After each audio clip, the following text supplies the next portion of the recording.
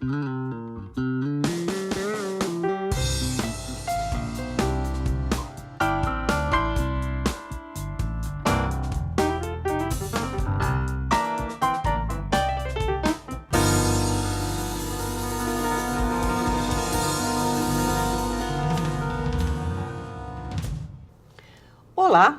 O escritor Roberto Drummond gostava de dizer, em tom provocativo, que livros eram como sabonetes, um produto como outro qualquer.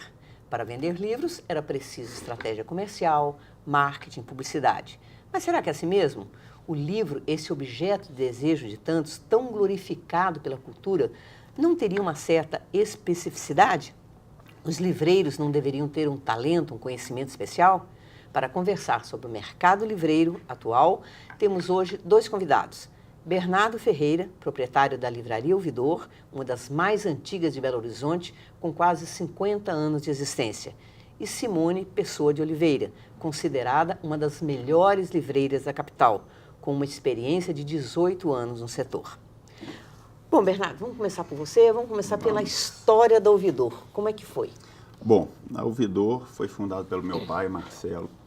Ele é sobrinho do Amadeu, da Livraria Amadeu, que é um sebo ali na Rua Tamoios, tem mais de 80 anos. Então ele trabalhou um período lá e aos 21 anos ele decidiu que deveria montar a livraria dele, ter a própria livraria. E abriu na Galeria Ouvidor, isso em 1970. Daí o nome Livraria Ouvidor. Então, o Ouvidor basicamente começou com os livros didáticos, livros usados, troca de livro, inclusive assim, foi uma das pioneiras na questão da troca do livro didático, livro usado. E a partir daí foram abertas outras livrarias até a gente chegar nesse formato hoje da Ouvidor, ali da Savassi, né? Uhum. E aí você formou em administração?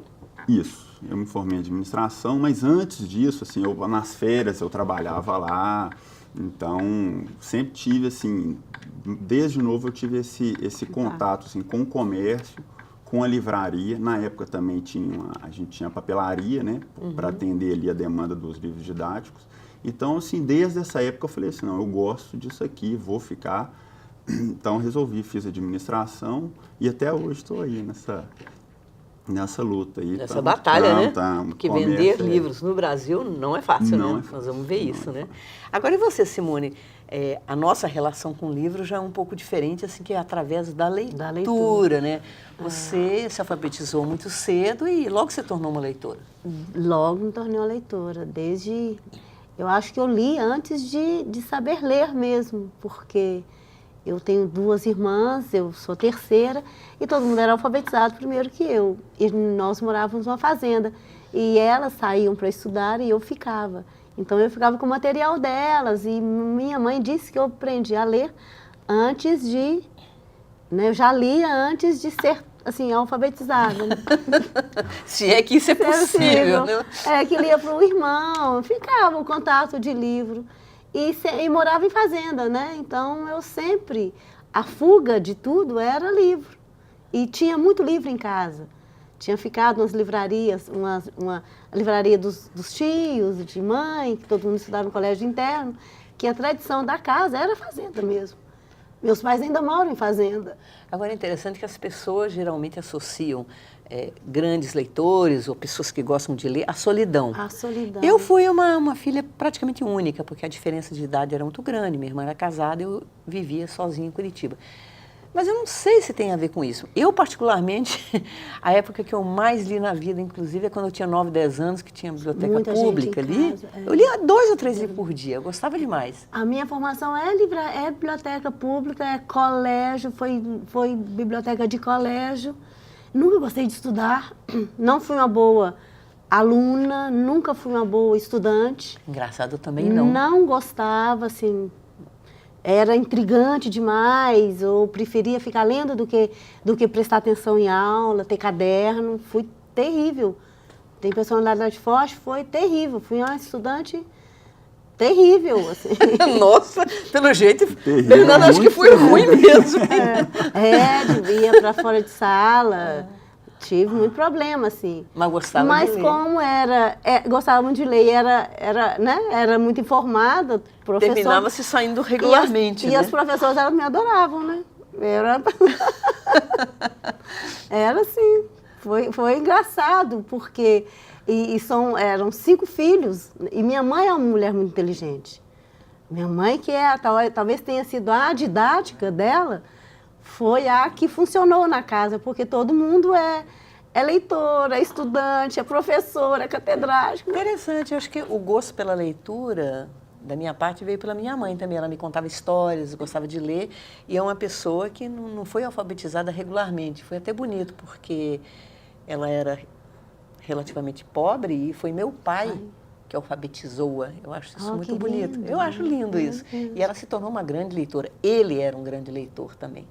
Enfim, o livro sempre fez parte da nossa vida, né, Simone? E tomara que faça sempre, né? Para filho foi a coisa... Eu tive um período de morar eu tenho um filho só mesmo. Que chama Bernardo. Que chama Bernardo também. E ficamos os dois na fazenda 3 anos. E ele era um período de alfabetização. Era livro também. Minha mãe falava que eu ia deixá-lo doido, mas não, foi a forma de convivência que tinha até essa hoje. ideia também, né, de que a pessoa que lia muito podia ficar doida. Sempre teve essa ideia. Minha mãe também me vigiava assim, bom, não sei se ela foi bem sucedida, entendeu?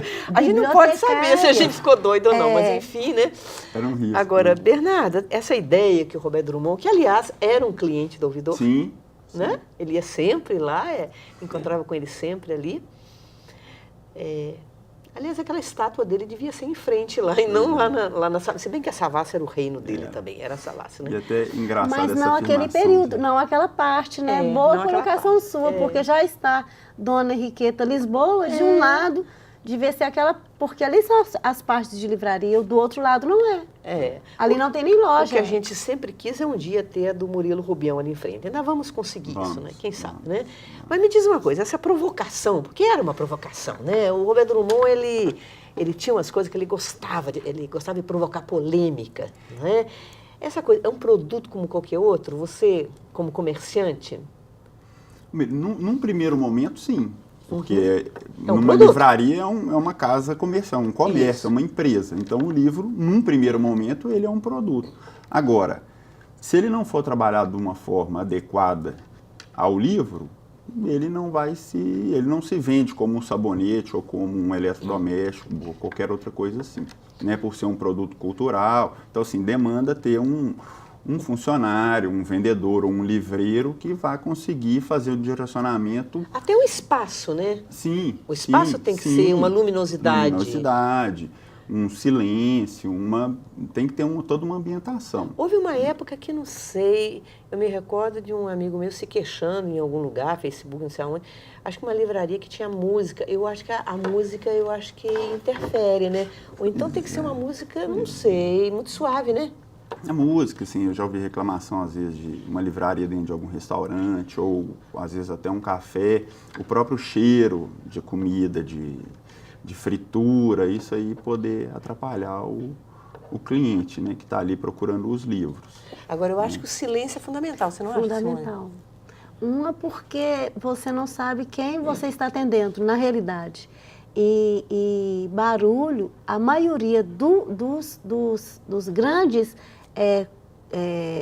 frequentadores e compradores e que tem interesse é gente mais velha e intelectual e, né, nem todo mundo tem a mesma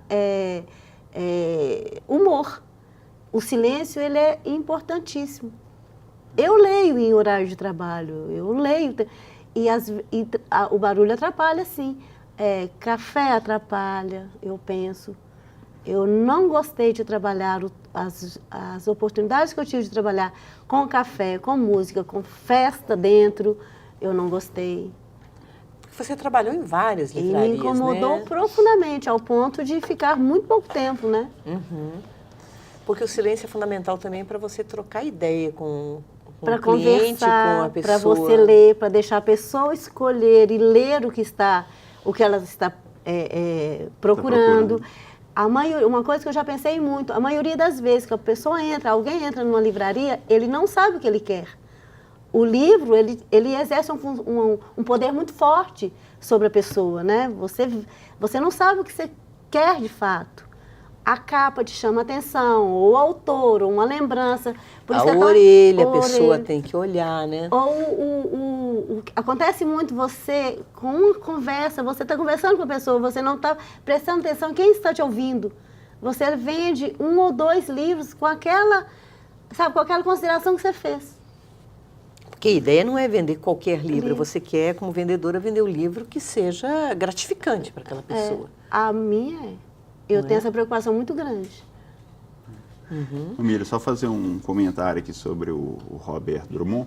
Como ele morava ali na Savassi, então ele frequentava todas as livrarias ali e confirmava se o livro dele estava bem exposto, se tinha estoque. Escritor tem isso. Então, assim, eu acho que essa questão da estratégia comercial, então faça um pouco de sentido nessa afirmação dele isso, porque ele queria ver e não adiantava. Não, eu já namorei... Por que está aí? Por que não está aqui Eu namorei exposto? um escritor que ele fazia questão, assim, muitas livrarias a gente passava, ele perguntava, você não tem livro do fulano de tal? Que era ele mesmo. Sim? Mas não tem? Mas Como que não tem? várias. Mas não está bem exposto? Por que Simone, não... não é direto, chega um autor, você tem um livro tal. Não tem, mas como não tem? Então, se tem, fala, tá ali. Mas por que não está aqui? Os lançamentos, Aí né? é até uma curiosidade isso, assim, às vezes a gente não consegue expor Todos. todos os livros como a gente Mas gostaria. tem que ter uma consideração, né? Então, sim, então tem às vezes uma rotatividade dos livros, das exposições, mas faz sentido, assim, a questão do produto final, né, dessa divulgação, essa afirmação dele, faz sentido, sim. Faz sentido. Faz Ok. sentido. Vamos fazer um pequeno intervalo então agora e a seguir nós vamos também fazer outras considerações sobre esse comércio tão peculiar, o comércio de livros. Até daqui a pouco.